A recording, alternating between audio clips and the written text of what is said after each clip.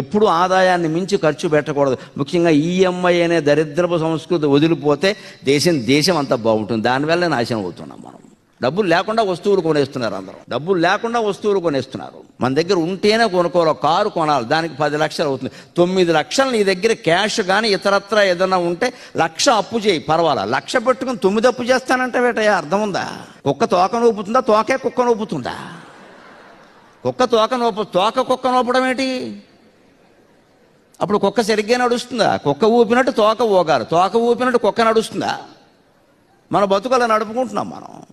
ఇక్కడ ఉన్న పెద్దవాళ్ళు, మీ అధ్యాపకులు, మీ ఆచార్యులు, వాళ్ళని అడగండి. వాళ్ళు ఎవరు ఈ మేలు గొడవలో ఉండరు. వాళ్ళు చాలా పద్ధతిగా పెరిగారు వాళ్ళు. ఎందుకంటే వాళ్ళు 1000 రూపాయలు 2000 జీతంలో ఉద్యోగాల్లో చేరారు. వాళ్ళకి పొదుపు తెలుసు. అందుకని ఎప్పుడూ సగం ఖర్చు పెట్టుకోవాలి, మిగిలిన సగంలో సగం దాచుకోవాలి. ఆ మిగిలిన సగం మన భారతీయ సంస్కృతి చెబుతున్న మాట, దాన ధర్మాలు చెయ్యాలి.